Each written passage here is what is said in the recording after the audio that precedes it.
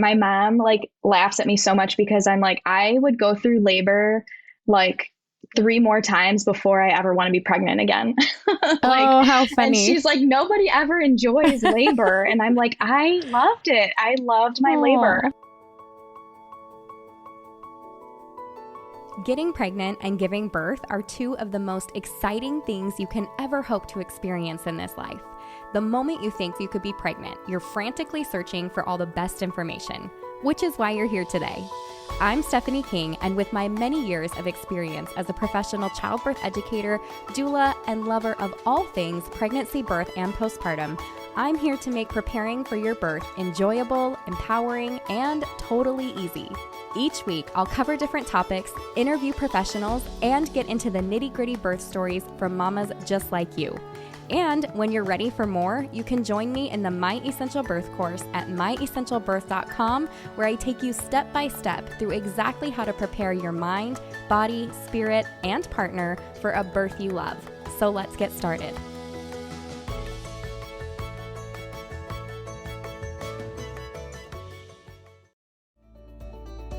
It's time! The My Essential Birth postpartum course is here.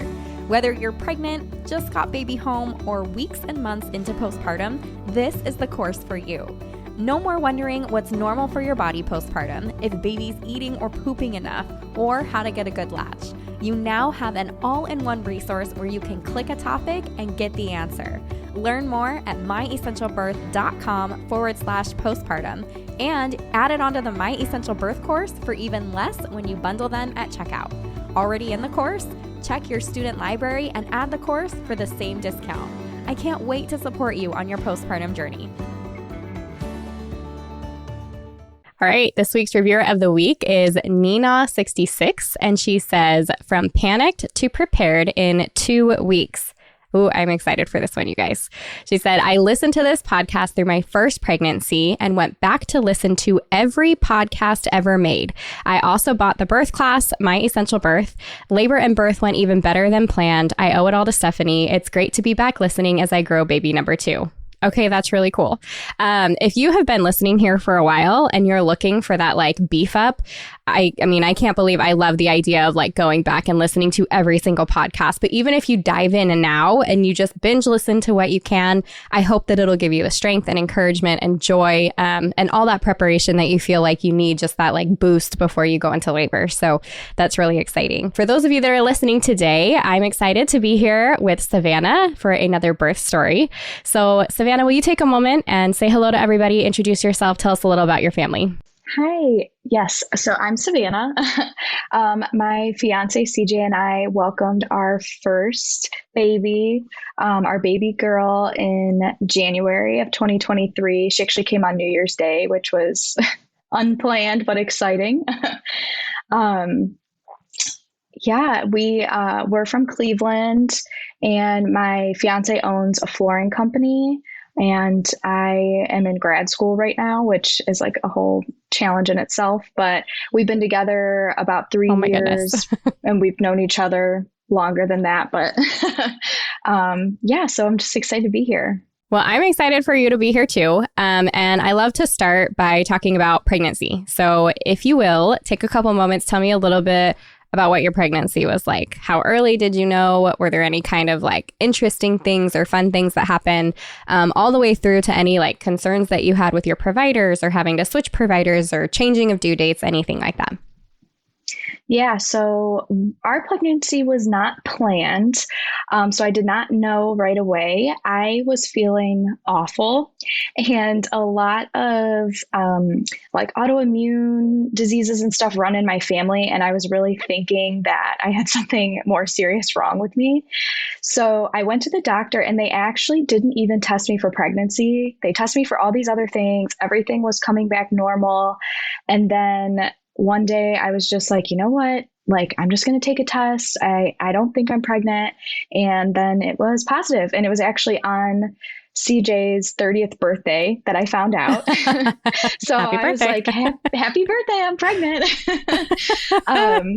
So I was just mind blown. I had some other health things going on right before that where I wasn't even sure if I was going to be able to get pregnant. So it was relieving in a way, but at the same time, I had kind of wanted to wait until I was finished with school and like, other things, but, God has a plan. Yeah. And so right off the rip, CJ was like, boom, dad mode. Like, I'm here for it, which I really needed because I was so, so sick. I was miserable. And I also was just so like in my head all like the whole time, a lot of anxiety, just wondering like, typical things that moms think about. Am I going to do everything right? Is the baby okay? Like inside of me? I don't know if am I eating the right things? Like I said, I was very sick in the beginning. I ended up losing like almost 10 pounds just from how sick I was. So that was really concerning. But I found a midwife right away after listening to the podcast, actually. I think like the day after I found out, I'm like, I need information, like podcasts, like anything. And luckily I found you and I just absorbed all this information and I was like, okay, it seems like a midwife, is really the way to go for me. So I found an amazing midwife and she told me like right at the beginning, the first trimester, just survive. Like, you can worry about the nutrition and health and everything else once you're feeling a little better. But right now, all you have to do is just get through it. Like if all you can eat in a day is a cracker, that's fine. Like it's just about that. And that really helped me a lot, I think, because I was just so nervous about everything. But yeah, it ended up being a really positive experience. But just right in that beginning, there was so much anxiety and illness but luckily, there was no actual like complications with my pregnancy. She was a healthy baby. Everything went well once I got out of that first trimester. No changing of the due dates or anything. My due date was January 16th, which actually was the start of my semester. Oh my goodness. Because I had told myself, like, I don't want to lose who I am or like what I'm doing. Like, I've always wanted to be a mom, but like I said, I was planning a little further down the road. So I was like, I'm not going to take a semester off. I'm not going to take time off. Like I'm going to power through. I'm going to do it. And, lucky for us, she ended up coming a little early. So I had time to adjust, but That's crazy. Are your classes in person or are you doing this at home?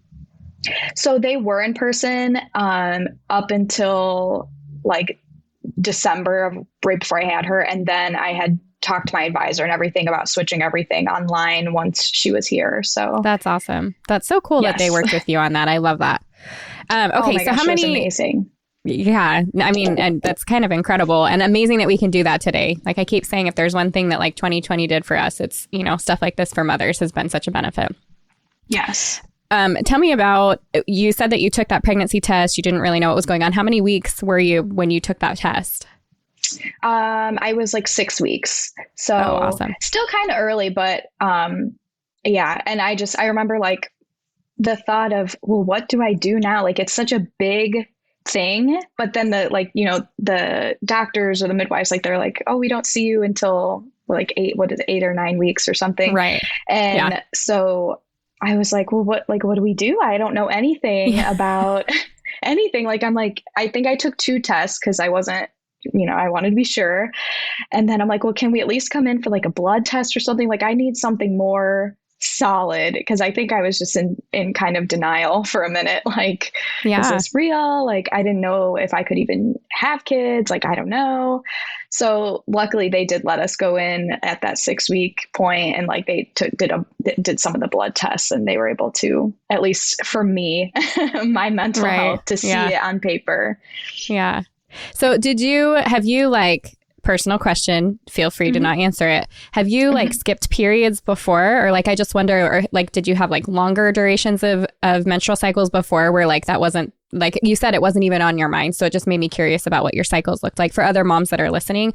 And then I'm curious too about, you said you just felt awful. What does that mean? What did that look like for you? Yeah. So my cycles, I was on the birth control pill for like almost 10 years. So it got to a point where I wasn't even really getting periods anymore.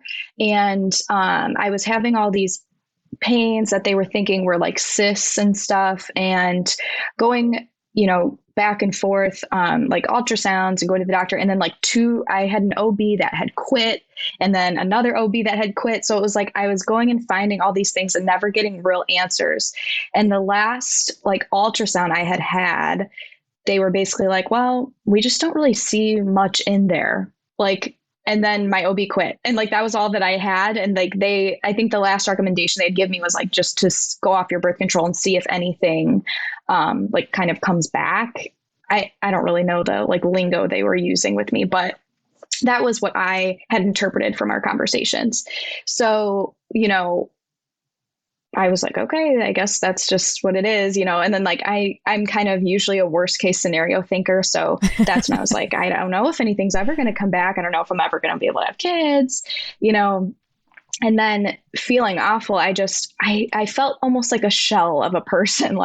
I was so exhausted all the time, waking up exhausted. I was sleeping in so much, which I work a lot. My fiance and I are both kind of workaholics right before we had the baby. So it was abnormal for me to sleep in so late and then come home and take, 2-hour naps. And I love food. I'm a big foodie. And for me to even just look at something and be like, oh, I feel like I'm going to throw up now, not wanting to eat ever at night, but then also feeling sick about it. It was just, and then headaches and, kind of those typical, first trimester symptoms. But for me, it was just so off-putting because I was like, I didn't know why I was feeling that way. Yeah, it would be. As you're explaining that, I'm like, oh, yeah, if you think you're pregnant, then obviously all these things add up. But if you don't, yeah, you would be looking all over the place. What is going on with my body? So did you start having those symptoms, would you say, at around 4 weeks? Was it 2 weeks of this feels really crazy? Yes. Yeah. Right. And then after I found out, I'm like, oh my gosh, this makes so much sense. And I feel like the day I took the test, it was kind of the, oh my gosh, anxious excitement, whatever. And then the next day it just boom, it was even worse. I was getting sick. I can relate to that 100%. So I always did the first response, right? I wanted my answer right away. I never tested positive even with the first response until the day after my missed period. But I kid you not, even if I was I know I'm pregnant, the second that test said pregnant, it was there comes the nausea and all of the symptoms and all. So what you were describing is so real. So if there's other moms listening, I think it's such a real thing. I don't know if it's that mental, you just like you said, put it all together and you're just taking it all in and your body feels that or what, but it's real. Yes. So funny. Okay, so you mentioned your provider. You said midwife. Is this a provider that you saw a hospital midwife, or did you go out of hospital? And how did you find them? What did you do to locate one? So it wasn't in hospital midwife. My mom is actually a nurse practitioner. So obviously cool. She was the first person I called when I found out. And so she knows a lot of nurse practitioners, and the one specifically had worked with this midwife and used her as well, and just had great things to say about her. And as I had mentioned, the previous OB I had quit. So I didn't really have anyone. So I was really starting fresh, fresh in the pregnancy with a new provider. And even from that very first appointment, walking in, even, too early to really go to the doctor, but they still let us. And CJ and I went in, and she just really took the time and sat with us. And, I know this wasn't planned, but how are you guys feeling about it? How are you doing? Really just cared and wasn't just come in. Okay. What are you doing here and get out? I feel like I've had that experience with doctors in the past of rushing through everything. So the fact that even just that first day, she really took the time to sit with us and explain things, how the whole process works of when we're going to go to appointments and when we're going to do pretty much everything. Because as a new, not expecting person, I had no idea. And so it really made me feel good and confident in my decision to have her as our provider. That's awesome. Did she happen to work in a group practice, or this was the person that you got to see every appointment and she was going to be at your birth? So it was more like a group. So she's like, oh, I think there was 8 of them. There's 8 of us here. And then there's also a nurse practitioner that we work with. And, it's kind of what are the odds that who's going to be there, who's going to be on call. So we took the time to actually make appointments with different people, which she kind of suggested, right in the beginning. She's like, you can see whoever's available. So you can kind of get to like meet all of them. And then like, as you get further in the pregnancy, if you want to just stick with me, that's great. And then, so we saw almost everyone there, and we like knew everyone. And then my daughter came on a holiday, and it was like an out of network person that they had called No in way. for the birth. Yeah. Oh, I'm excited to hear about that part. Yes. That's neat. Oh, how funny. So how was it?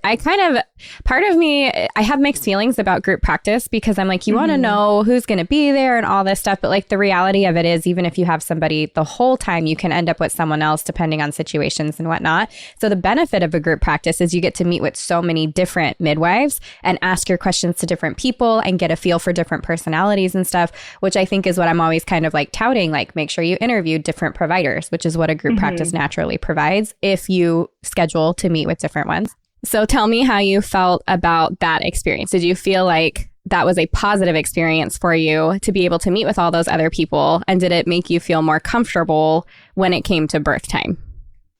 Yes, I do think it was a positive experience. I think at first, like you were kind of saying, like the general thought of meeting with a bunch of people and not really knowing who's for sure going to be there at your labor is like off-putting a little bit. So I was nervous, but that's when I was like, okay, like let's, make these different appointments. Let's meet everyone. So at least we will know who's walking in the door, during my labor or whatever. And I ended up really liking the experience. I liked seeing, I loved, my midwife, but it was interesting to see different perspectives, and like each of them kind of have different tips or tricks or even just like the ones you don't mesh with as well. You're kind of like, okay, like that's why I have my provider, like that's, why I want to see her mostly. And it was nice comfort kind of knowing, because I like to have all my ducks in a row. I like to have a plan. I like to know everything. So I was like, okay, even if it's one I don't mesh with as well, like at least when she's walking in the door, I know kind of who it is, what I'm expecting. They've met me before. It's not just a stranger, even though it ended up being a stranger. But yeah, that's so funny. Okay, well, how about like your visits and things? I assume you like brought questions and things with you. Maybe did you have any specific testing? Did you choose to do like the GBS testing, gestational diabetes? It sounds like you didn't have any of those things, but let me know if you did.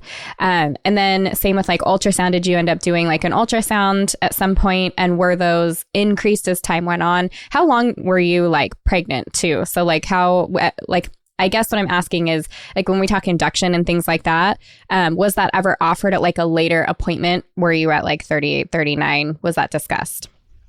Sure. So we did do all the testing, pretty much everything that they, recommend we did, like the gestational diabetes testing, the GBS, we did all the ultrasounds.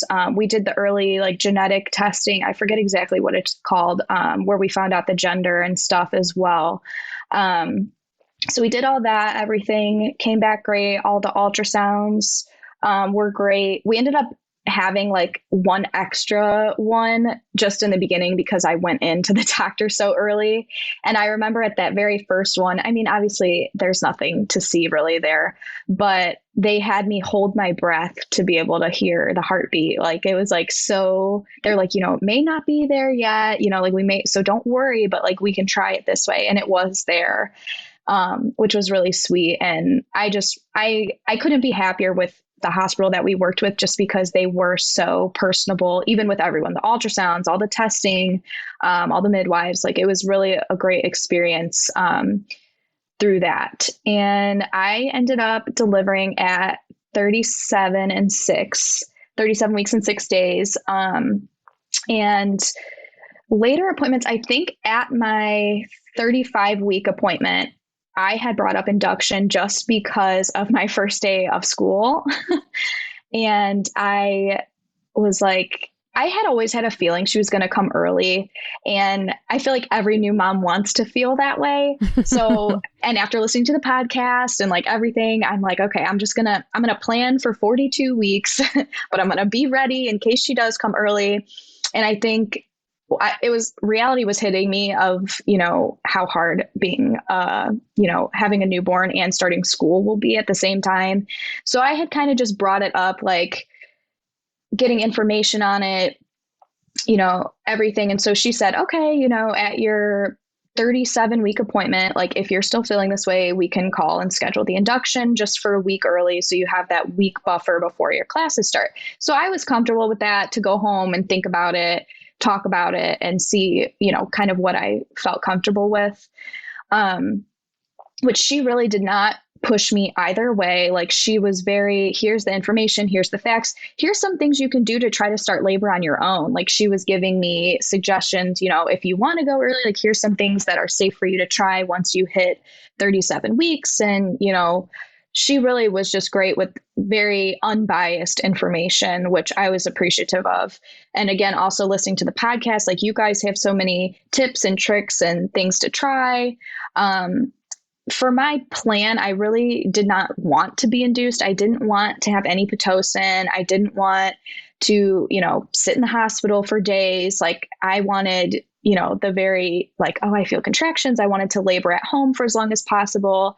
The hospital is right down the street from us. So I was like, okay, I can really, stay home. I wanted to try to go natural, all these things that you have in your big picture plan that sometimes just don't go to plan.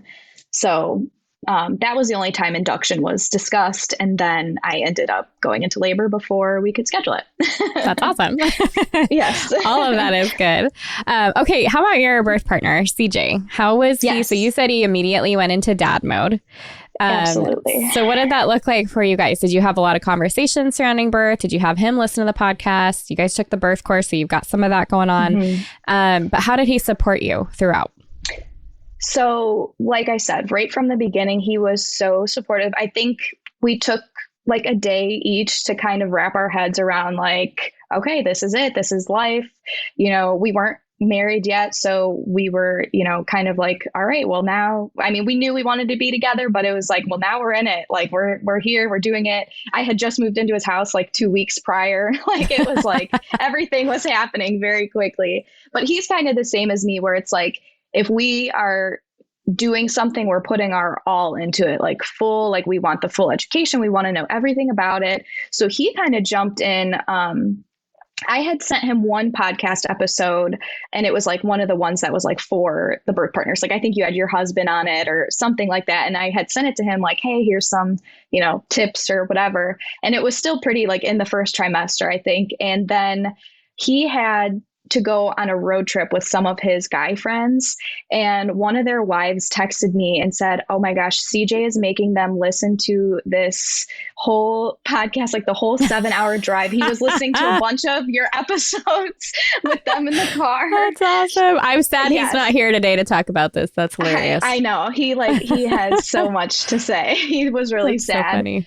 But, yeah, so he really jumped in, and I think he even probably did some extra research that I didn't even know about. But he was really supportive just from the beginning of like, he was always like making me food, or like when we would go out with like friends or something, he would tell them like, oh, like that smell makes Sav sick today. Like, please don't, like, or like we worked together too at a restaurant. So he would always bring me, like Jolly Ranchers or like something to like kind of curb my nausea of like the smells and everything. Just like, he was really good at picking up on the little things. And then as the pregnancy progressed, we did the birth course together. We picked one night every week to like sit and either do one of the lessons or practice something we had done before, or like sit and just talk about my expectations or his expectations with everything, which I mean, he really didn't have much. It was all coming from me mostly, but just being an attentive and listening, active partner was really, I mean, he was all I could ask for and more. Really, I was lucky. Yeah, that's awesome. That's really cool that he dove into it that way. Yes. What would you say, like between the two of you, what do you think was the most helpful or like productive thing that you guys ended up doing together in preparation for the birth? I think just keeping that like open line of communication, like, pregnancy and birth is awkward and it's, Mm, sometimes a little too much than what you're ready to like share with your partner at a time for the first one, I think. So I think we kind of just acknowledge that at the beginning of like, this is what we're in for now. These are things we're going to have to just talk about and do. And so like the days that I woke up and I was like, man, I really am just not feeling well today. And I am angry or I'm sad and this is how I'm feeling. And he would just, okay, like give me the space to feel what I felt, or like, okay, well, what do you need? What do you want today? Just like those little things of being able to communicate kind of my feelings, his feelings. I probably could have done a better job about checking in on him too, but he really, he took everything I needed and made it what I wanted. So it was great. that's awesome. Tell me a little bit about the details of how you prepared. So how many weeks pregnant were you when you guys started the birth course?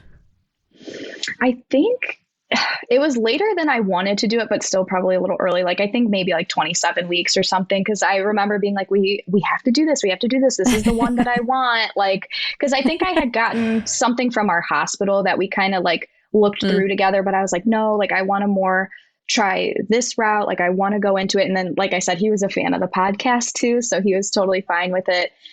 So at that point we had started like doing the weekly, we're going to sit down and do like a lesson or two, or we're going to sit down and practice some of the skills. I had started doing like the exercises and stuff pretty much right away. Awesome. Well, as soon as I started feeling better. So I should say at the beginning of the second trimester, I started doing those. So he would just kind of like sit with me while I did them at night before bed, or, be around for it. I remember packing the bag at like 30 weeks because I was like, I don't know what's going to happen. Like you can go early, you can go late. I just want to be prepared. And he's the same way. So I remember showing him exactly where everything was, because we kept everything in the nursery. So I'm like, okay, like whenever the time comes, because we're both so busy, I'm like, you're the one who has to come home and get the stuff. And, I had like a little basket for our nurses done too. Oh, so nice. I was like, this is what you have to grab. This is your job. Like very clear cut expectations that we prepared. So we were prepared pretty early. That's awesome. I love that. Yeah. Okay, thinking back, like what were some of your favorite things that you guys did together for preparation, either from the birth course or listening to podcasts or labor rehearsal, meditation? What were your favorite things that you practiced? So one of the things I think that brought me like the most joy was one of the lessons was like about how to do like massage for like while you're in labor and stuff. And he was just awful at it. He was just awful.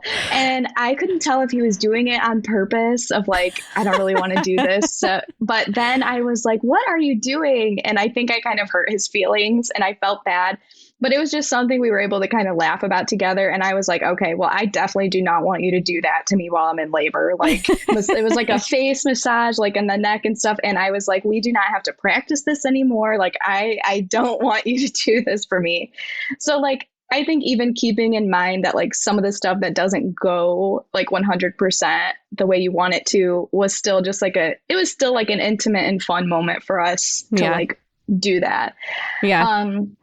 But other than that, I think just gaining the information together, like whenever we would drive to go out to dinner or, we had somewhere to be, we would put one of the podcast episodes on and, talk about how we felt about it, or if we agreed with certain things or disagreed with certain things, or like, really just made it so our expectations were clear. And so we could be on the same page, or at least see where the other person was at. I think that was probably the most helpful. That's how we both like to gain information, is like kind of listening. So I think just being really informed about everything, even the stuff that we thought we weren't going to need to be informed about, but still gaining that knowledge was something that was special for us to be able to do together. Yeah, that's great. Were there things when you were coming up to getting closer to that birth time? You mentioned that your midwife had mentioned some things that you could do after 37 weeks. Did you even have time for that since you went so quickly? Or were there things that you did to like prep your body for the process of labor? Yeah, so I had the red raspberry leaf tea, which I had really bad Braxton Hicks like since like the middle of my second trimester. So she had recommended me waiting to start the tea just because she said it can like Mm. kind of give you those. So I started that at 37 weeks, and I think I literally did it for like 3 days or something before. And then I was doing like the curb walking a lot. We have a lot of stairs, so I was doing it like that way. I leaked colostrum a lot during my pregnancy. So for a while, I just had like the little catchers in there. And then it was like 2 days before I actually went into labor, I started kind of hand expressing a little bit just because I was like, I'm so sick of waking up with a wet shirt. Like, I'm just going to try to do this before bed and hopefully it'll help. I mean, I didn't know what was to come, but um, so I think, those types of things, because she said, at 37 weeks, you can try to like safely express, a little bit. So I waited, and I'm like, part of me really thinks that's kind of what kicked me into labor a little Hmm. bit. Yeah. But that's just my theory. No, I mean, when your body's ready to go, that's when those things work. So it would totally Yes. make sense that that had a place involved with that. Okay, so let's go through all the labor stuff. So you expressed colostrum. Yes. Let's go from there. Hmm. Oh, Yes. actually, hold on. Did you have an appointment at 37 weeks then with your provider? I think so. The timeline was like kind of messed up. So I think I went in at 36 weeks because she had the week off of like my 37 weeks. So it was like I was going to go in at 36 weeks, and then at 38, I was going to start the weekly appointments. Like we were skipping that 37 Yeah. week appointment. And I Oh, how funny. remember I just commented this to someone on the Facebook page, I think, but I went in at the 36-week appointment because I had felt baby drop like the night before. I remember shooting up Oh, in the middle of the night and being like, interesting. wait, I really just felt something like she dropped. So I went into the appointment like so excited. Like I'm going to have her do like a cervical check. Like I feel like, things are really, progressing. And I still was like a little nervous because I'm like, well, it's a little early, but I knew she was like okay in the weight and everything. And she checked my cervix and there was like nothing, like no dilation, no effacement. Like she was just like, yeah, babies drop kind of like, but she was really nice about like, but things can happen at any time, but still whenever people tell you that and you still hear like you're zero, Yes, dilated, and then you're it's like real. kind of sad. Yeah. So I was like, "Ugh, of course, like I was so excited and, whatever. So that was that 36 appointment. Then she was like, okay, I'll see you at your 30-week appointment. And then that was when she said, like, we'll call on that day together and schedule your induction for the next week at 39 Mm, weeks. awesome. Okay, so take Yeah. us through the birth. Yes, this is my favorite part. My mom like laughs at me so much because I'm like, I would go through labor like 3 more times before I ever want to be pregnant again. Like, Oh, how and funny. she's like, nobody ever enjoys labor. And I'm like, I loved it. I loved my labor. Oh. So in the middle of the night on Friday, no. So it was like probably 2 in the morning on a Saturday morning. I woke up in the middle of the night and I had like almost felt like did my water just break? Like it just felt gross. So I'm like, whatever, I'm gonna get up and go pee and whatever. And my mucus plug had come out, and which is gross. And I was like, well, okay. Like, and I had known that, it doesn't mean nothing, but it doesn't really mean anything. Like it can mean you're going to labor in 2 weeks. It can mean, tomorrow. I don't know. So I remember I like was a little excited and I came back to bed. I woke CJ up a little bit. I'm like, hey, like my mucus plug just came out. And then he was like, are you okay? And I'm like, yeah, I'm going to go back to bed, but I just wanted to tell you. And he was like, okay, cool. So I went back to bed, and then he leaves for work really early, so I'm always still in bed. And I think that day I didn't get up till like 10 in the morning, and I got up and I'm like making the bed, and there was kind of like a dribble on my slippers, and I'm like, oh, that's weird. Like I wonder if just the rest of my mucus plug came out, because I know it can come out in pieces or whatever. So I was like, oh, that's interesting, and just went about my day, kind of that would happen a little randomly throughout the day, but it wasn't anything significant to me. Like I just kept thinking, oh, it's more mucus plug, whatever. And I remember CJ had called me to like just check on me. And I had told him that, like, oh, I'm kind of like dripping a little bit. And he was like, well, do I need to come home from work? And I was like, no, I don't really, like, I don't feel anything. I'm not like cramping, like everything's fine. So he stayed and I went about my day. It was New Year's Eve at this point, Oh and my we goodness. had called some of our friends like, hey, you guys want to, like, we're not going out for New Year's Eve, but if you guys want to come over tonight, whatever. And they had made jokes like, yeah, okay, guys, like we're going to come over and you're going to go to the hospital or something. So, and then I had to go into work, which I was just waitressing at this like family owned restaurant. That's actually where CJ and I met.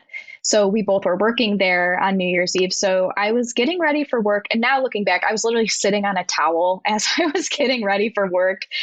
And I was like, maybe I'll just call my midwife and just let her know what's going on, like just to see what she says. And I called, and it was just whoever the midwife was on call at that point.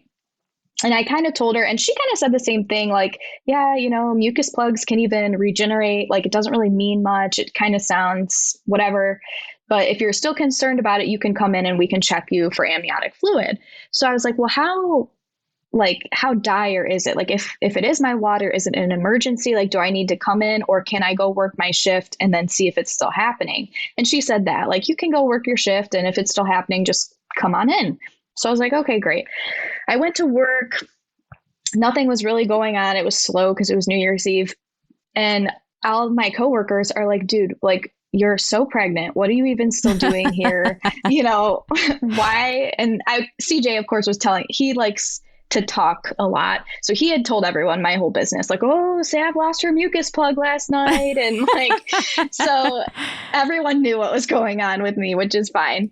And one of my friends that works there had the same thing. Like, she went a little early. She was kind of leaking, went into the hospital, and it was her water that broke. So she was like, I really think you should just go to the hospital. And at this point, I was like, you guys are kind of all just bothering me. Like, fine, I'll go. I'll finish my shift and I'll go. And towards the end of the shift, I remember my daughter stopped moving. And that really scared me because she was very active. So I was like, you know what? I'm going to ask to leave a little early. And the hospital, like I said, is right down the road from our house. So I'm like, it's on the way home. I will just stop and make sure she's okay. Because at this point, like, I was like, there's no way my water broke. Like, I'm early. I'm a first time mom. Like, this just isn't what's happening. But I want to make sure that the baby's okay. So CJ's parents were out of town. So he was going to check on their house. And he's like, well, do you want me to come with you instead? And I was like, no, I really think that they're just going to say she's fine and they're going to send me home. And then I called my mom just to tell her, like, yeah, I'm just stopping to check on the baby. And she lives a half hour away. So she's like, do you think I should start driving out? And I'm like, no, I really think it's fine. Like, whatever. So I went, and as I was waiting, I got more nervous. So then I texted CJ. I'm like, maybe like whenever you're done with your parents, you could just stop at the hospital and wait with me. And so he was like, okay. And they called me back. I told them what was going on. It was one of the midwives I had seen before that was there at this time. So she wasn't really concerned. So I was like, okay, there's no need for concern. So she's like, I'll just check your cervix real quick. We'll set you up to the monitors. We'll make sure baby's good. And then you'll be good to go. I'm like, all right, great. As soon as she like went to go do a check, she said, oh yeah. And like, that is like forever ingrained in my brain. And she was like, oh yeah, there's like a puddle of fluid down here. Like you're in labor. And I was like, what? Like, and she was still in my cervix. And I called CJ and was like, hey, it's the real deal. Time for you to come. And he was like, oh, okay. Like I just got home. I'm going to shower and I'll grab the stuff and I'll be on my way. I'm like, all right, cool. And then I called my mom. And so then at this point, like as soon as she did the exam, like bloody show came, like everything, progressed as it should have. So then she was like, well, are you feeling contractions? And I was like, no. And they set me up to the monitors after a little bit and baby was fine. Everything was fine. And she's like, are you not feeling those? Like you are having contractions. And I was like, are you kidding me? I've been feeling like this for a week. Like I really just thought it was the pain of being like a pregnant woman. And I had been feeling these like minor cramps, but they almost just still felt like the Braxton Hicks to me a little bit. And so I was like, wow, I really think I can do this natural then. Like if I haven't been feeling this whole time. And, it all seemed great at the time. Like I was excited. I was sad that I wasn't able to like labor at home like I wanted to. But at this point, my water had been broke for like 10 hours already. So, they said probably that I went to work was good because it was like the movement of like keeping things going and everything. So they were tracking my contractions and they weren't really progressing as quick as they wanted them to. So she told me, I'll give you till the 12-hour mark, like 10 o'clock. And then I would like to start you on a low dose of Pitocin, if that's okay. And I'm like, I really thought about it, but I was just nervous for the baby at that point. Cause they tell you when your water breaks, you're on like a time clock at that point. So I was like, okay, and I was really stressed because I didn't eat dinner. Like I was like, I came right from work. Like I didn't even shower. I thought you were going to send me home. I didn't eat. Like, can I please eat? Like, I feel like that will really help me. And so my nurse said, like, usually the midwives are a little more lenient with this. And I remember they brought me like a chicken salad sandwich that I don't even know. I don't even like chicken salad. And it was like still one of the best things I ever ate. It was so good. And then my contractions picked up right after I ate.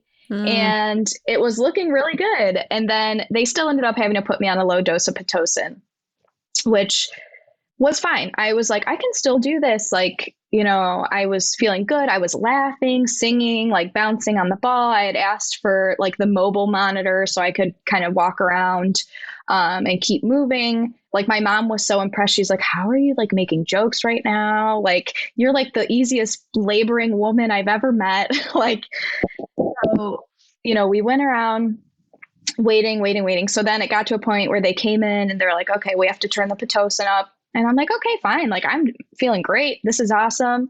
And I feel like the second she hit the button, like there was this loud popping sound, like almost like the baby had kicked one of the monitors. The rest of my water broke. Like I was like, oh my gosh. And I started just like screaming. Like I was like, like that messed me up. Like I need to go to the bathroom. Like what's going on? Like it just hit 0 to 100 so quickly. And so I went to the bathroom and it was like, oh, it was just the rest of your water. Like you're not peeing your pants. And I was able to keep walking around a little bit. And then like they say with Pitocin, it's like you get to the point where you don't get a break in between the contractions. Like it was like I was having one and another one was starting before it was even ending. And I remember like I looked at my mom and I looked at CJ and I'm like, I don't know what to do. I don't know if I want to sit. I don't know if I want to stand. Like, and then I was like, I'm just going to cry. And I just stood up and cried. And, CJ hugged me. And I was like, I think I want to ask for IV pain medication. So before this, I had my whole birth plan printed out for my mom. Because as I said before, she's a nurse practitioner. So I'm like, okay, she can kind of act a little bit like my doula. Like obviously, like she's not like in labor and delivery, but she can kind of handle the medical side of things for me, of like talking with the doctor, talking with the nurses, the medical professionals if I need her to. And I had everything very clear cut. Like if I'm at 7 centimeters asking for an epidural, don't give it to me. Like, just tell me I'm almost there, whatever. But if I'm under 5 centimeters, give it to me. Cause like, I'm not going to make it. Like, I just had like very clear cut things of like, offer me this first and remind me of this, like remind me of what I wanted, why I wanted to go natural. And I like had some of the affirmations that have been talked about in the podcast before too, like written out, like, I'm like, tell me this word. I had essential oils there. Like I had gone over with CJ where everything was packed in the suitcase. So, but also, like I said, I was educated all around on things that I wanted. So, or not that I wanted, but things that I knew were available if I did want them. So at this point I was like, okay, my pain, I don't want to do it like this. Like I want to try the IV pain meds before I try an epidural. So they came in and they were like, it's going to make you feel like you're a little drunk. It won't hurt the baby. They gave me all the information and I was like, I haven't been drunk in 8 months. That's fine. Like, so sounds good. Like, I'm like, anything is fine. It's New Year's Eve. I don't care. And, So they gave it to me and I just got so much more exhausted. And I remember like it kind of curbed the pain a little bit, but I was like, now I'm just exhausted and in pain. And I remember just sitting there like, okay, at least, I'm going to breathe through it a little bit, work through some of the positions on the ball. I was still kind of bouncing around on the ball. And then it was like around midnight because the ball was about to drop, and the nurse came around with like mocktails for us, which was so, so sweet. That's And I cute. remember CJ started pouring mine, and I was like, I do not give a crap about that right now. I was just so over it. And I felt bad. I asked my mom after, I'm like, was I mean to the nurse? And she's like, no, you were very nice about it. And I yelled at CJ. I'm like, even though I'm in labor, you still have to kiss me when the ball drops. Like, because Oh, at this point I was all floozy in my brain with yeah. the medication. So I'm like, these are my clear demands of what I want still.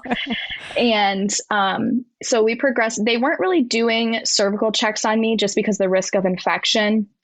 So I really did not know where I was at this point. Like I was like, with the Pitocin, I'm like, I don't know if these contractions are like actually progressing towards something. Like I just was at a point where I was like, I don't know, like how much longer am I going to have to do this? And I was able to take like a little nap, and I woke up and I was in like awful pain again. And it got to a point where I was just like, you know what? It's fine. I called for the epidural. And my mom went through my list with me of like, here's what you told me to say. Like, are you sure you still want it? And I was like, at this point, I want to enjoy the rest of my labor. And I want to go to bed. Like, I'm like, I need rest before I push. Like, I knew that I needed that.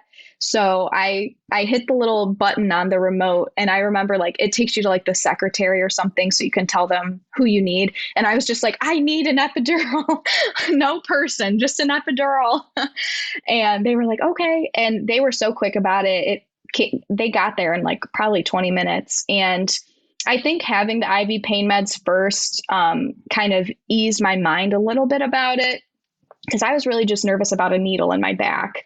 And they really sat with me. They talked me through the whole thing. The midwife was still the one I had met before who was there like over the night. So she sat with me and did it. And I remember being like, oh, okay, this is great. I feel good. And then I was like, oh gosh, like I feel like I'm going to throw up. And literally at the end of my sentence, I threw up everywhere. And I was like, I'm so sorry. That's so embarrassing. And they're like, no, you missed our shoes. Like, it's fine. And my mom said that they were sitting outside the room, and like someone came out and asked for a bunch of towels. And my mom's like, like, what do they need towels for with an epidural? Like, she was a little concerned of like what happened. And then as soon as they walked in, I'm like, guys, I threw up everywhere. Like, it was so embarrassing. And they told me that was one of the risks of if I did eat the dinner that I could throw up. And I was still fine that I did it. But so then or she did one cervical check after I got the epidural, and I was 6.5 centimeters. So I was like, okay, that was kind of my like maybe point anyways. Like I knew I was progressing, but I still knew I needed rest. And she told me like, you did a great job. Like you utilized that perfectly. Like you were still able to feel what contractions felt like. And then now the epidural is there to give you some ease. So I ended up just going to sleep, and I slept until 6:30 in the morning on New Year's Day now. And she came in and said, I want to do one more cervical check just before I leave, and pass you on to the next person that comes in at 7 for shift change. And I was like, okay, sounds good, fine. I still was kind of like half asleep because I'm like, I'm just going to stay asleep. And she was like, oh my gosh, you're 10 centimeters. Like, it's time to start pushing. And I was like, what? Like, I'm supposed to start pushing right now? Like, I wanted to go back to sleep and finish my nap. And she's like, no, honey, like you have to push. And I was like, but don't you guys have to do shift change or something? Like, can't I wait until after that? Like, I don't feel like anyone really tells you, like, it's just such a shock to hear, okay, time to push. Like, it just feels so much more real in that moment than just being in labor. I feel like I don't know how to explain it. So, you know, CJ, shot up off the couch, and my mom. And so I was like, oh, I don't really want them to watch. And she's like, oh, they each have to hold a leg. Like, it was just my midwife and my nurse in there. And that was it. It was very intimate. And that is exactly what I wanted. Like, I was really happy with how that played out.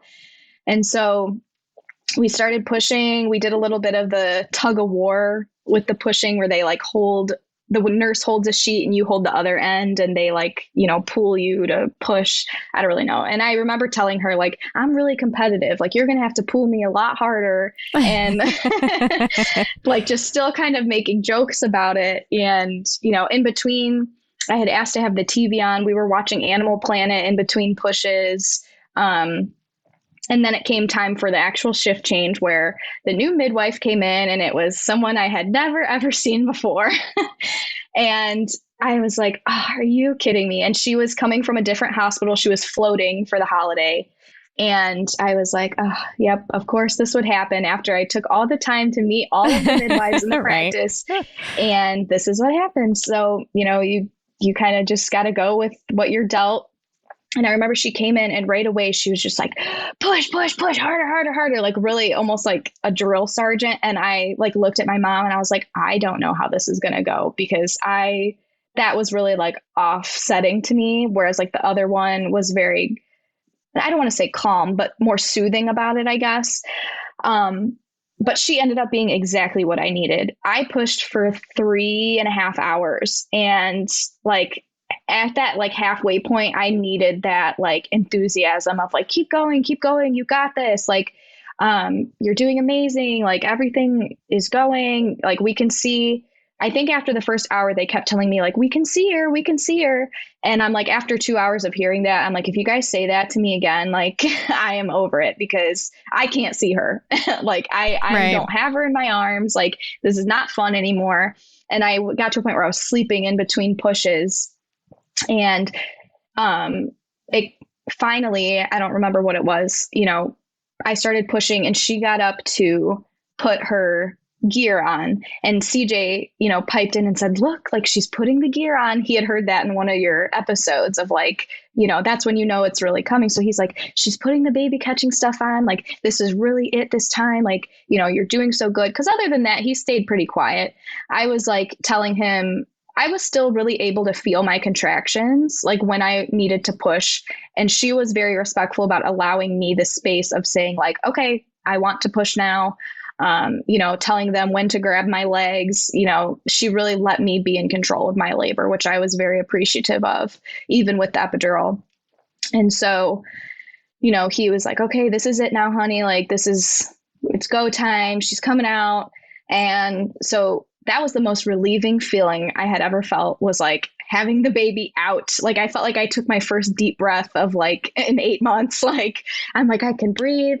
And I had talked with them beforehand about, when you go in and they do all the questions of, do you want skin to skin right away? How, like, who's cutting the umbilical cord? All the things like that. And CJ had heard on one of your episodes of when people do home births, sometimes they like will chew on the umbilical cord to like release the oxytocin. Is that what it is? Yeah. And so he had tried to make a joke to the nurse about like, I want to bite the umbilical cord. I don't want to cut it. I want to bite it. And she just like stopped dead in her tracks and like looked at him, and he wasn't giving he wasn't cracking a smile or nothing. And I was like, he's kidding. He won't bite the umbilical cord in the hospital.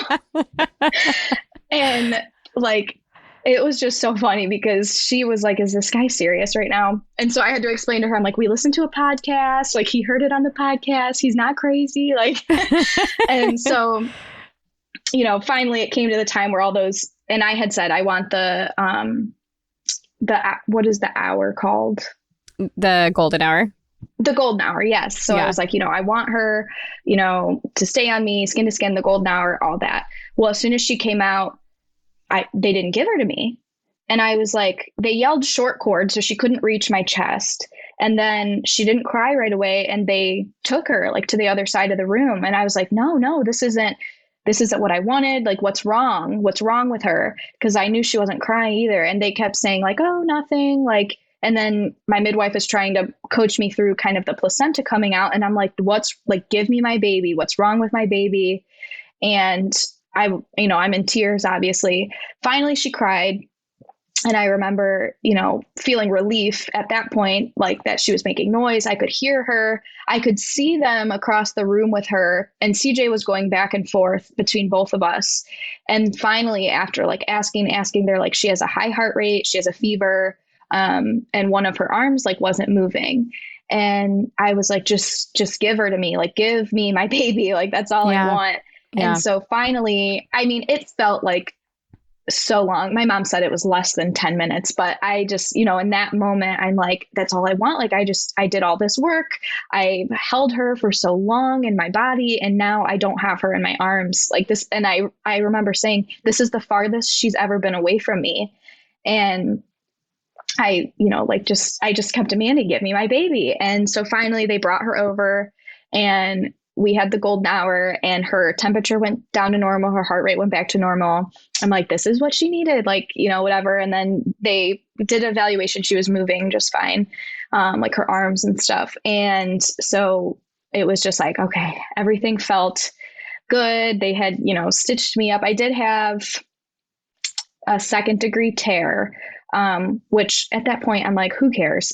Like my baby's here. I'm finally holding her. Like I'm so happy. They stitched me up. I had no care in the world other than just like being with my baby, which I feel like a lot of people, resonate with. So, CJ was finally able to hold her. Everything was great. And that was, that's what it was. That's awesome. For the sake of time, Yeah. I have a couple of questions, but then I also want to ask like your advice for moms and advice for dads because I love that part so much. Yeah. But do you remember what your contractions felt like when you were like, for sure, now I know I'm in labor? Because you had mentioned you talked about them feeling like crampy. So was that like crampy down low, kind of like period cramps? Was it in your back? And then what did they progress to where you were like, this is a contraction, I need to focus through it? Like, what did that feel like?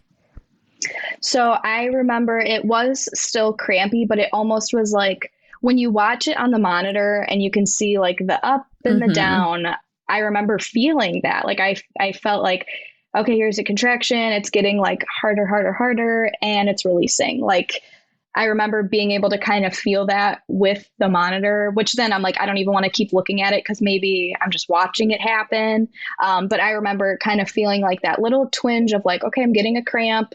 It's getting worse. It's getting worse. Kind of like that, like when you do have to poop thing, like, it's like, okay, like this is it now and it's gone. Like, it's like, that's how I remember the contractions feeling. And then once I had the epidural and I was still able to feel, that's when it felt mostly just like pressure. Like I could just feel, okay, I'm feeling a lot of pressure right now. And I was still very in tune with my body of like, I know my body's wanting to push now, which still, I don't know if I have words to describe that kind of feeling, but more like the pressure that people talk about of like, it's very down low and it's very, forceful. Right. And then what were the most helpful things that like your mom, your birth partner, the nurse, the midwife, what were the most helpful things for you to work through contractions and just for like emotional support throughout? Yeah. So I had mentioned that I brought like the essential oils. So I remember during pushing, I had like a peppermint one, which you guys had talked about, I think, like how that one is for like feeling like getting energy or feeling refreshed. So I was like, just give me something. I want to try it. And I remember smelling it. And in my head, I'm like, oh, this smells like I'm eating a Thin Mint cookie. Like it was so like, it really like revived me kind of like I felt energetic again. So that was helpful to have that. And I think between CJ and my mom, just them really following my wishes, like my mom going through the plan and reminding me kind of, because then I was like, not sad that I got an epidural, but I was like, I really had high hopes that I could do this. And she's like, you're still doing it. Like you are, doing the whole thing and you did what you needed to do. Like you've been in labor for 10 hours at this point, which, doesn't mean much for other people. But for me, that was a lot. And she was like, it doesn't make your birth any less just because you're because you knew your options and you're adding in what you need at this time. Like you're listening to your body.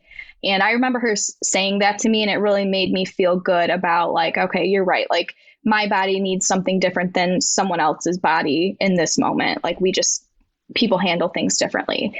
And then I think CJ just paying such attention to detail and knowing to say like, she's putting her gear on, like this is the time, like after hearing for hours that she was coming and she wasn't. So I think those things really helped push me through. Yeah, it sounds like your mom did a really great job. And I think it's such an important thing for other moms to hear that are listening too. The importance of you understanding your options and utilizing them with the knowledge behind that as like this, I understand what my options are and I'm choosing to utilize this for myself in this moment for whatever the reason, and then feeling good about that instead of confused or concerned or did I make the right decision. So I think that's pretty powerful, everything you just said. Okay, let's end with that. Your best advice for moms and best advice for dads. Yeah, I think that would be my advice for moms is just being educated on all of it. Even if you don't think that you are going to want it or need it, I think, being educated on that, practicing being in tune with your body, just even like with the mindfulness or like things like that, where you're just like, listen to what you need in the moment. And, as I said before, everyone's body is different. So you may need something different in that moment than another mom may need at a different moment. So knowing what your options are and how to utilize them was a big game changer for me. CJ said his advice for dads, I asked him earlier, would be even just throughout pregnancy, throughout labor, the whole thing is it's not about you at this time, like just sit back and listen to what they need. Like sit back and jump in when you're needed, jump in to advocate when you need to, jump in to be supportive when you need to, but sit back to really realize what is needed at that time. So I thought that was good advice. Yeah, I like that too. I like the idea of like whatever your part is, do that part well, understand what your part is and then do it well, whether you're the mom, whether you're the dad. You both have a very important part to play. So anyways, that's really great. Sure. Well, thank you, Savanna. This has been excellent. And I really appreciate you taking the time to share your birth story here on the podcast. And thank you for being here. Yeah. Thanks for having me. If you loved what you heard today, the very best way to support this podcast and help other moms to find it is to leave a quick review. I read one at the beginning of the episodes, and I would love for yours to be next. And if you're ready for even more pregnancy, birth, and postpartum goodness, come join me in the My Essential Birth course at myessentialbirth.com, where I will hold your hand and walk you through pregnancy and birth step by step so you're totally prepared for a birth you'll love. See you next week.